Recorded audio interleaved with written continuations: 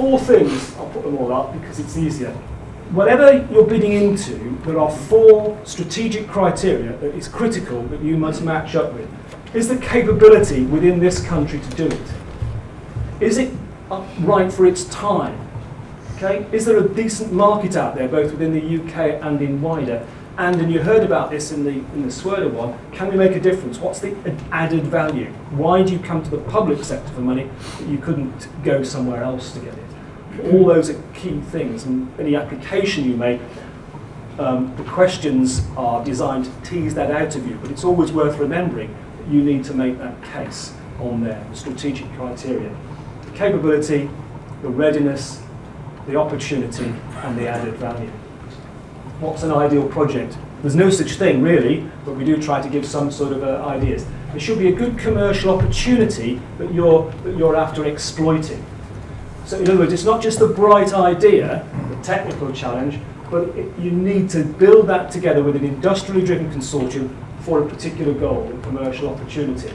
It has to be realistic. Yes, there has to be an element of risk, there has to be some challenge there, but it has to be realistic. You have to be able to deliver it. And then, again, this additionality bit there. There has to be a demonstrable need for technology program or public sector in general support. Because bear in mind, many of the schemes we fund are not just ourselves. We work with the regions, we work with the research councils, and increasingly with other government departments on this. So that's the sort of ideal project, if you like. And the typical sort of funding is here. Most of our funding is in that central bit there, the yellow bit, applied research, where it's 50-50. Public sector puts in 50%, you, the consortium, puts in the other 50%. Towards the left-hand end, the basic end, tends to be where you've got more universities in that space, and then on the right-hand end, experimental one, where there would be 25% funding, 75% at the other end. So the sort of technology development through system development is typically the sort of areas where we're putting that in.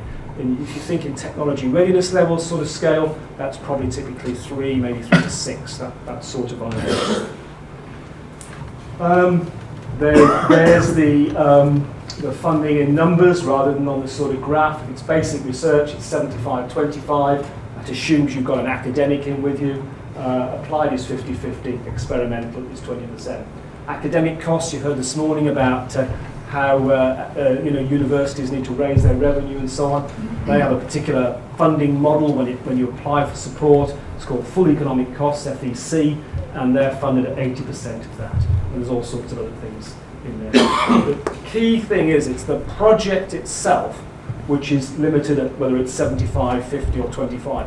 So the individual elements of that project might get a bit more or a bit less. If one partner gets a bit more, it's an SME, someone else has to take a cut below the 50% to compensate. So just don't sort of get too enthusiastic. I'm an SME, I can get 60%. I've got a university, I can get 80%. And I've got the business, the larger business, and get 50. The arithmetic doesn't work that way, I'm afraid. And that's a state aid EU type thing. It's not just us being difficult.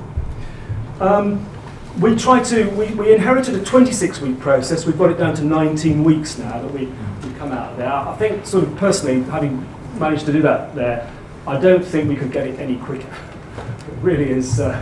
It's a rush. It's a 2-stage process. You make a relatively simple application called an expression of interest.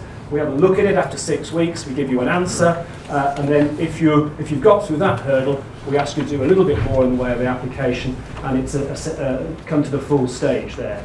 Whatever you do, you have to convince us it's in the scope. The gateway question there, top left, does it fit the call?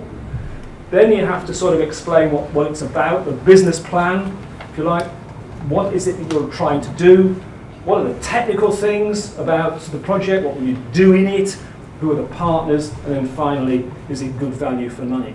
The idea there is that whatever you're doing an expression of interest, whether it's quite a simple 3-page form, or whether it's a much longer 4-stage one, you're building on the same thing. Our previous existence in DTI, there were 2 quite distinct bits, and that wasn't terribly successful. This seems to work a lot better. There's the numbers of people applying. Okay, we have a panel, an independent panel. Some of you may be panelists, for all I know, in here. And what they're looking for is, as it says there, clear and concise answers. You're amazed the number of people who can't get their own name right, and all this sort of thing. Don't waffle too much. Everyone's trying to find the Holy Grail. Don't put it in. just use clear, concise English. Make sure that if the question says quantify it, you'd expect to see a number in it. A lot of people don't seem to understand that. And have you got the right people in the consortium? It's quite simple, really, but there it is. And we farm these applications out to typically every application gets at least 3 assessors. I'm moving now towards where it gets 5, which is obviously increasing the cost by 2/3, but actually I think it gives us and it gives you as applicants a better feel that you've had a better crack of the whip, really. And then the panel meets and discusses each of those and comes up with the winners and the losers. The 19 weeks is broken up like that. Series of activities before a particular event, 6-week expression of interest, 2 weeks for us to review it, 8 weeks for you to put your full stage in, 4 weeks to assess it at the full stage, and off you go. There's a whole process of issuing offer letters, collaboration agreements and the like, but essentially that's the sort of journey. So at any one stage in our existence, we've probably got competitions running at various phases. Right now, today in fact, we've just closed off one competition, just got to the end of the full stage application. 10 days ago we opened a new phase, so if you're interested, particularly at the moment, what's live will be carbon abatement technologies, low carbon vehicles and low impact buildings. All of those are currently live competitions.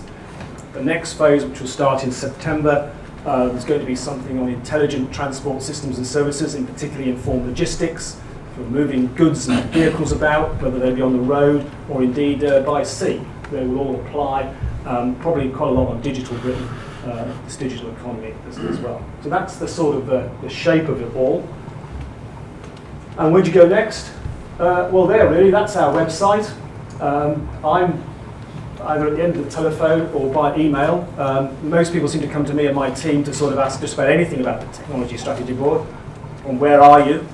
To, I think that means geographically as opposed to philosophically,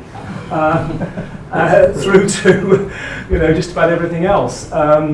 So that's the Technology Strategy Board, UK body, funding in particular in my area collaborative research and development. That's not the only thing we do. If you want to bid into collaborative research and development, in the sort of 3 minutes that I allowed you to listen to that, you've at least got the gist of it. Obviously, there's a lot more in terms of guidance, much more hands-on discussion with us, and we'd be delighted to talk to you. So thank you very much.